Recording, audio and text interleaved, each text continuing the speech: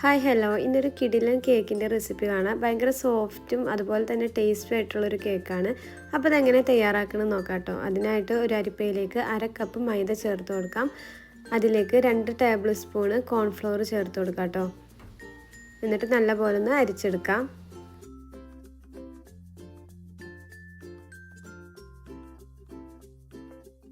ഇനി അടുത്തതായിട്ട് 4 മുട്ടയുടെ മഞ്ഞയും വെള്ളയും സെപ്പറേറ്റ് ആയിട്ട് മാറ്റി വെച്ചിട്ടുണ്ട് കേട്ടോ. ഇനി മുട്ടയുടെ മഞ്ഞയിലേക്ക് 5 ടേബിൾ സ്പൂണ് പഞ്ചസാര ചേർത്ത് കൊടുക്കുക. പഞ്ചസാര പൊടിക്കേണ്ട ആവശ്യമൊന്നുമില്ല കേട്ടോ. ഇനി ഇതിലേക്ക് 1/4 ടീസ്പൂണ് വാനില എസൻസ് കൂടി ചേർത്ത് കൊടുത്തിട്ട് നല്ലപോലെ മിക്സ് ചെയ്തെടുക്കാം.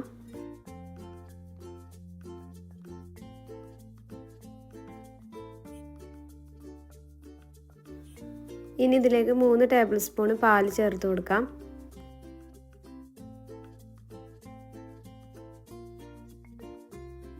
ഇനി ഇതിലേക്ക് 3 ടേബിൾ സ്പൂൺ തന്നെ സൺഫ്ലവർ ഓയിൽ കൂടി ചേർത്ത് കൊടുക്കാം കേട്ടോ.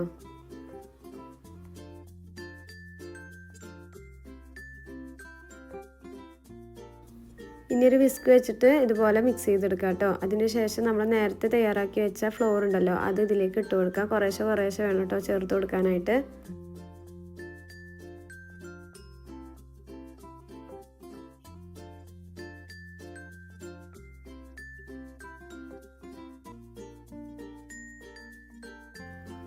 അങ്ങനെ നമ്മൾ ഫ്ലോറൊക്കെ നല്ലപോലെ മിക്സ് ചെയ്ത് മാറ്റി വെച്ചിട്ടുണ്ട്. ഇനി നമുക്ക് മുട്ടയുടെ വെള്ളം ഒന്ന് ബീറ്റ് ചെയ്തെടുക്കാം.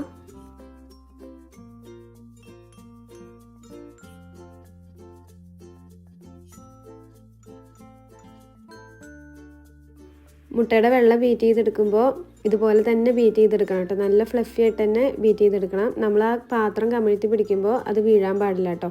ആ രീതിയിൽ തന്നെ ആയിരിക്കണം കേട്ടോ വെള്ളം ബീറ്റ് ചെയ്തെടുക്കേണ്ടത്. അതല്ലാന്നുണ്ടെങ്കിൽ നമ്മുടെ കേക്ക് റെഡിയാവില്ല. ഇനി നമുക്ക് ഈ വെള്ളയുടെ മിക്സ് ഉണ്ടല്ലോ, അത് കുറേശ്ശെ കുറേശ്ശെ ആയിട്ട് നമ്മൾ നേരത്തെ തയ്യാറാക്കി വെച്ച ഫ്ലോറൊക്കെ മിക്സ് ചെയ്ത കൂട്ടിലേക്ക് ചേർത്ത് കൊടുക്കാം. അത് ഓരോ ബാച്ചായിട്ട് ഇട്ട് കൊടുത്തിട്ട് ഇതുപോലെ വിസ്ക് വെച്ചിട്ട് ഇളക്കി കൊടുക്കാം കേട്ടോ.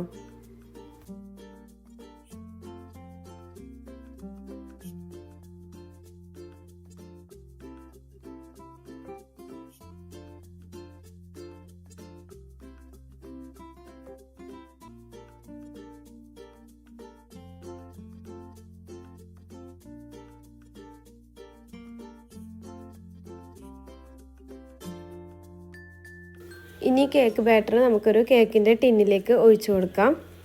നമ്മൾ സാധാരണ കേക്ക് ബേക്ക് ചെയ്തെടുക്കണ പോലെയല്ല കേട്ടോ ഈ കേക്ക് ബേക്ക് ചെയ്തെടുക്കുന്നത്. നമ്മളെടുത്തിരിക്കുന്ന കേക്ക് ടിന്ന് വേറൊരു കേക്കിൻ്റെ ടിന്നിലേക്ക് ഇറക്കി വെച്ചിട്ടാണ് കേട്ടോ ഞാനിപ്പോൾ ബേക്ക് ചെയ്തെടുക്കുന്നത്. 1 ഇഞ്ച് വലിപ്പത്തിൽ നല്ല ചൂടുള്ള വെള്ളം തന്നെ ഇതിലേക്ക് ചേർത്ത് കൊടുക്കണം കേട്ടോ.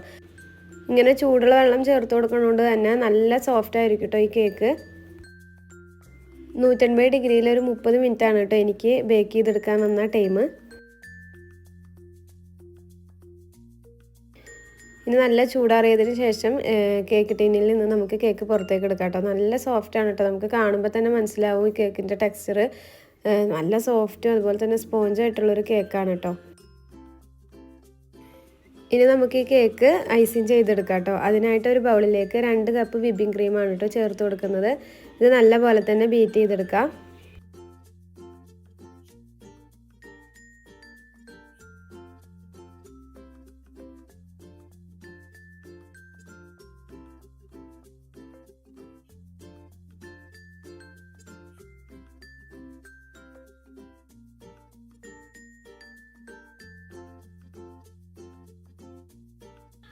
അങ്ങനത്തെ വിപ്പിംഗ് ക്രീമൊക്കെ നല്ല സ്റ്റിഫായിട്ട് തന്നെ കിട്ടിയിട്ടുണ്ട് കേട്ടോ. ഇനി നമുക്ക് കേക്ക് 3 പീസായിട്ട് ഞാനിപ്പോൾ ഇവിടെ കട്ട് ചെയ്ത് വെച്ചിട്ടുണ്ട്. അതിലത്തെ ഒരു പീസ് ഇതുപോലെ കേക്ക് ബോർഡിലേക്ക് വെച്ച് കൊടുക്കുക. അതിലേക്ക് ഷുഗർ സിറപ്പ് ഇതുപോലെ ബ്രഷ് ചെയ്ത് കൊടുക്കാം കേട്ടോ.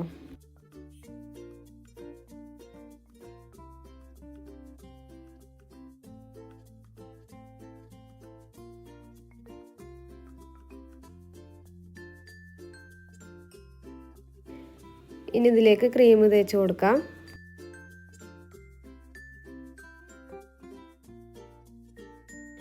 ഇനി അടുത്ത ലെയർ കേക്ക് വെച്ച് കൊടുക്കാം കേട്ടോ. അതേപോലെ തന്നെ ഷുഗർ സിറപ്പ് ഒഴിച്ച് കൊടുക്കുക. അതിനുശേഷം ക്രീം തേച്ച് കൊടുക്കുക.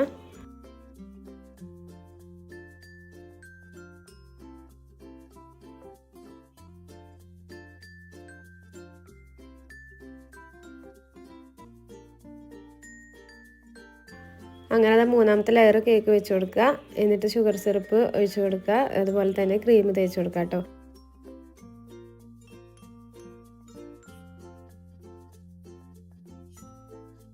അങ്ങനെ ലാസ്റ്റായിട്ട് ക്രീം കേക്കിൻ്റെ ഫുൾ ഭാഗം കവറാവുന്ന രീതിയിൽ തന്നെ തേച്ച് കൊടുക്കാം.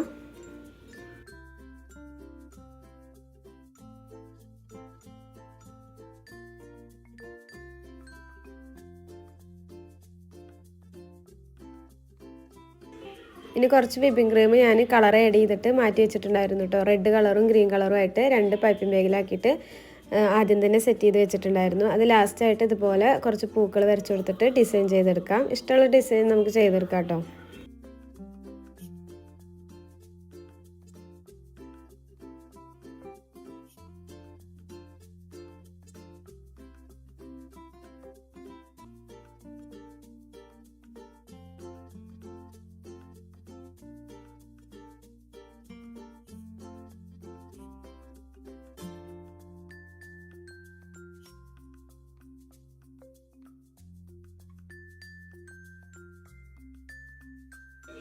ഇനി നമുക്ക് കേക്ക് ഒരു 5-6 മണിക്കൂർ ഫ്രിഡ്ജിലൊക്കെ വെച്ചിട്ട് കട്ട് ചെയ്തിട്ട് കഴിക്കാം കേട്ടോ.